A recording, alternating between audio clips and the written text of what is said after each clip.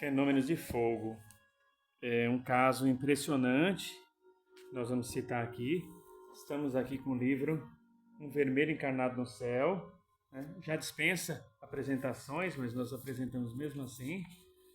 Do nosso amigo, nosso querido Pedro de Campos, inspirado e acompanhado, supervisionado pelo mentor espiritual Yeshua Ben-Nun.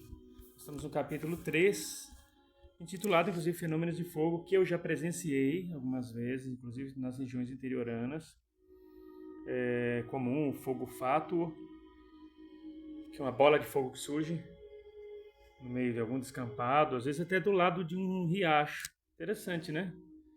Bom, aqui fala assim, o ano de 1947 havia sido muito agitado. O incidente verificado em Roswell era responsável por muitas indagações da imprensa. Foi o caso de uma nave alienígena que espatifou-se lá durante uma tempestade e depois acharam os corpos de uns alienígenas já sem vida. Um acho que ainda estava agonizando. Isso porque o governo americano, depois de dar sua versão oficial dos fatos, dizendo que uma nave alienígena acidentara-se nos desertos do Novo México, voltou atrás nas declarações, dizendo que havia um engano no comunicado e que tudo não passava de um balão experimental. Bom, aí prosseguindo, fala um pouco do acidente de Roswell, nesta parte aqui, e já entra na parte que mais nos interessa quando fala assim, os especialistas sabiam que a Sociedade Russa de Psicologia Experimental havia estudado os fenômenos de poltergeist antes da Segunda Guerra. O jornal russo Rebus, o inglês Journal da Sociedade de Londres, o francês Analyse de Ciências Psíquicas, e a letra da pequena, e o alemão Psyche Studien de Leipzig noticiaram amplamente as pesquisas. Além disso, a capacidade do cérebro em transmitir mensagens a longa distância também estava em testes na Rússia. Anos depois, em 1959, quando chegou a Leningrado a notícia de que um sensitivo a bordo do Nautilus, o mais sofisticado submarino nuclear norte-americano, tinha constatado por telepatia o comando de operações em terra. A Rússia teve a certeza de que a Marinha Americana estivera dentro das pesquisas paranormais desde há muito tempo. Bom, e aí ele continua aqui, na página 45. Dentre aqueles que pretendiam uma resposta estava Vicente Gates, jornalista especializado em temas comuns. Ele havia estudado os fenômenos estranhos, aqueles que estão além dos limites da ciência. Em seu livro Mysterious, Fire and Light, para algumas línguas traduzidas como Fogos e Luzes Misteriosas. Lançado anos depois, ele registraria casos enigmáticos de poltergeist do fogo, dando sua interpretação paracientífica das ocorrências. Apenas de passagem, lembramos que esse tipo de fenômeno seria chamado de parapirogenia pelo cientista brasileiro Hernani Guimarães de Andrade. Muito bem, aqui ele vai citando alguns casos, até que chega aqui. Gates havia registrado um acontecimento fantástico em Macomb, no estado de Illinois. O fato ocorrera na casa da família Willey, que morava numa fazenda do território central. Era uma família comum, composta de marido, mulher, 2 filhos e um cunhado solteiro. A vida ali corria de maneira pacata, até que um ataque de poltergeist se encarregaria de mudar tudo. A casa da fazenda era confortável, tinha 5 cômodos grandes, as paredes estavam revestidas com papel decorativo, dando ao interior um aspecto requintado. Certo dia apareceu na parede uma mancha estranha. Isso aconteceu na sala. Era uma marca pequena de tonalidade marrom. Aos poucos, o acastanhado foi ficando mais forte. A mancha aumentou e, de repente, como vindo do nada, brotou na parede uma chama de fogo que queimou devagar uma parte do papel decorativo. Era algo profundamente enigmático. Em seguida, a parede inteira ficou impregnada de manchas. Após um breve tempo, o fogo pipocou de novo, para espanto da família. Dia após dia, esse pipocar de fogo se repetiu. Os moradores não sabiam mais o que fazer e os vizinhos correram para ajudar. Atônitos, viram o fogo brotar sozinho na parede. Sem dúvida, algo misterioso estava acontecendo. As manchas estranhas surgiram inicialmente na sala, depois foram a outros cômodos. Após seu aparecimento, no instante, o fogo pipocou nas paredes.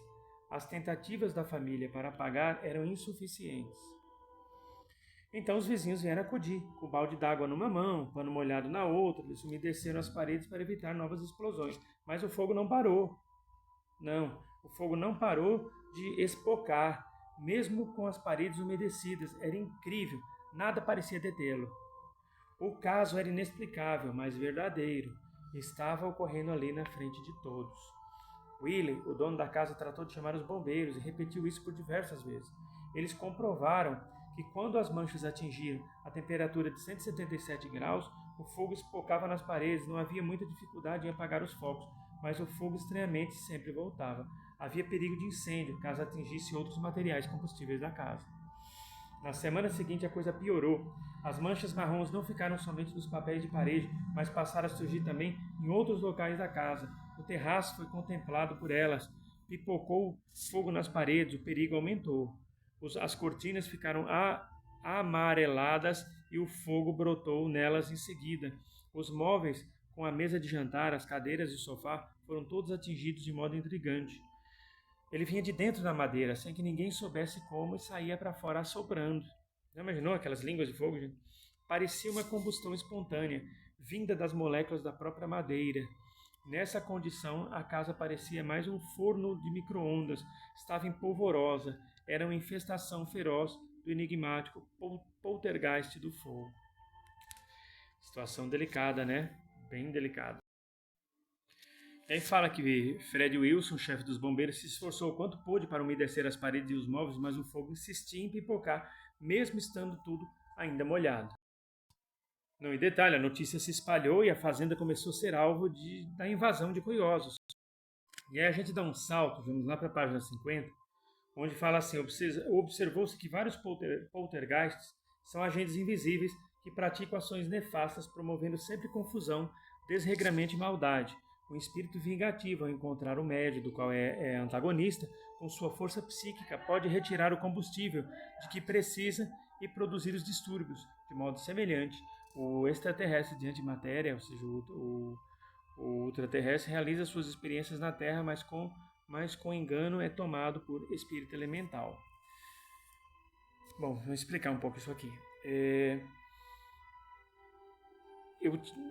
Muitos anos atrás, estive numa casa junto com a equipe para fazer uma oração. Dificilmente nós íamos na casa de alguém, mas devido ao clamor da família, reunimos uma equipe e fomos até o local.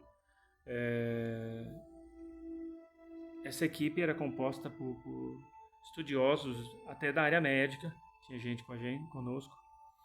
Fomos até a casa porque diziam que fenômenos estranhos aconteciam na casa, como gritos que vinham do nada, as pessoas escutavam, arrastamento de móveis, eletroeletrônicos explodindo, estourando, tá. Fomos até lá.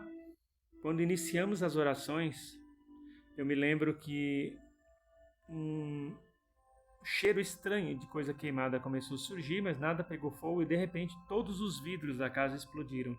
Todos os copos, todos os pratos de vidro. Era tanto vidro que era recolhido com a pá. Tanto vidro. Pá e balde. Explodiram. Claro, as orações continuaram e nós fizemos o que tinha que fazer. O que constatamos? Tinha obsessores na casa e eles utilizavam a energia de um médium de efeitos físicos que tinha na casa, que não sabia que era médium de efeitos físicos, um menino de menos de 12 anos de idade na época. Então é possível sim, quando um espírito quer causar alguma situação desagradável num lugar e ele percebe ali que existe um médium com uma quantidade de eletromagnetismo e ectoplasma abundante, ele muitas vezes pode sim inconscientemente dominar esta pessoa para que ela libere toda a energia possível para que esse espírito use em desfavor das pessoas. Em uma outra parte aqui no mesmo parágrafo fala sobre o ET de antimatéria que realiza suas experiências na Terra, mas como engano é tomado por espírito elemental.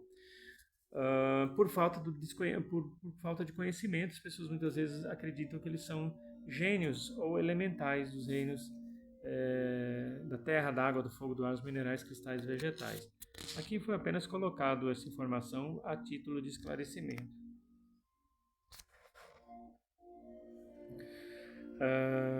E aí fala, desse modo surgem as misteriosas eclosões do fogo, as explosões que emanam das paredes, as garrafas e canetas que explodem sozinhas, as sonoras pancadas dos móveis, o andar pesado dos assoalhos, os estalos nas madeiras, esse eu já ouvi muito, né?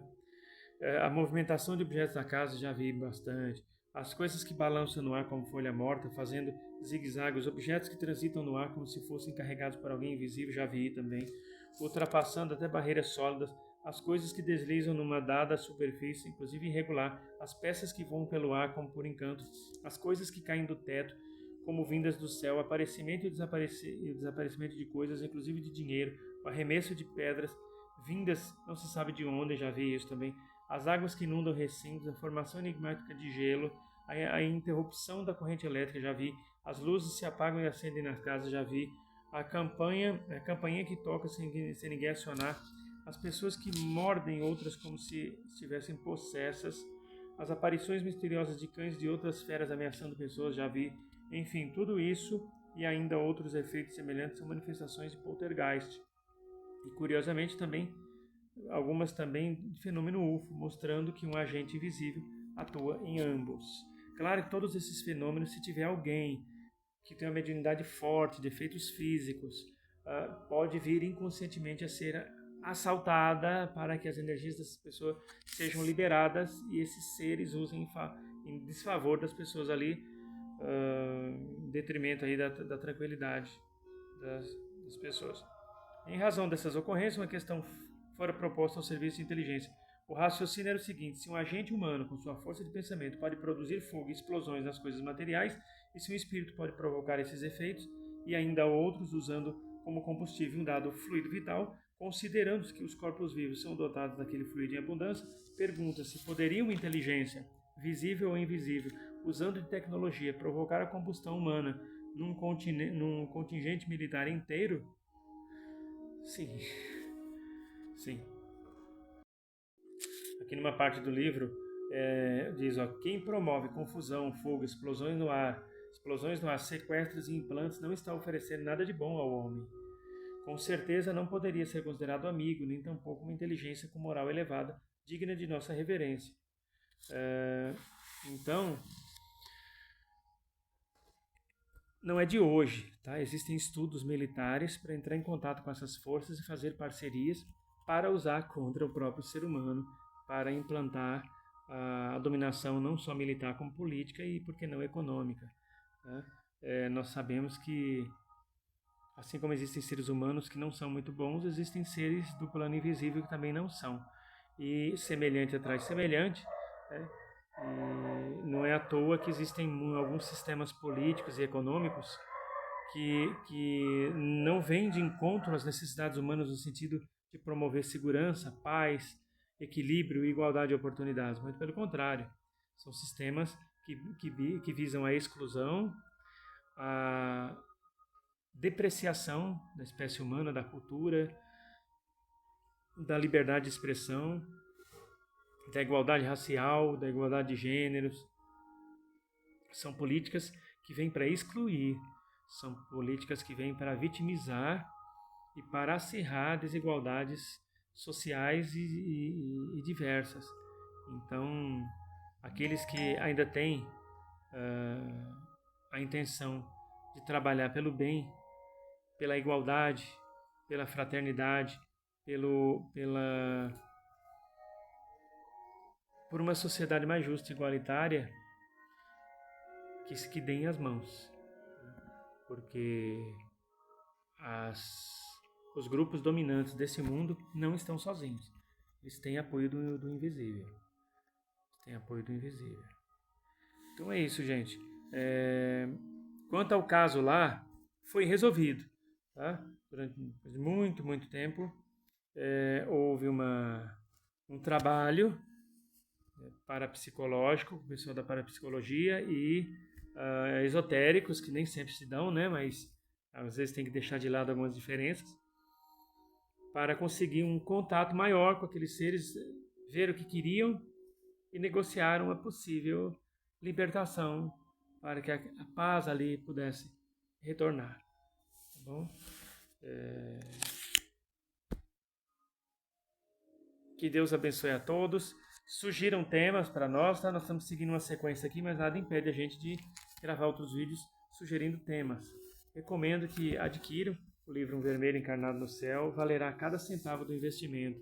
Bom, não estou ganhando nada, tá? Da Lumen Editorial e nada de ninguém para fazer a divulgação desse livro, apenas eu quero que você tenha aí um material de qualidade na sua biblioteca. Eu sou Hernando Douglas Cesário, que Deus abençoe, muita paz, muita luz.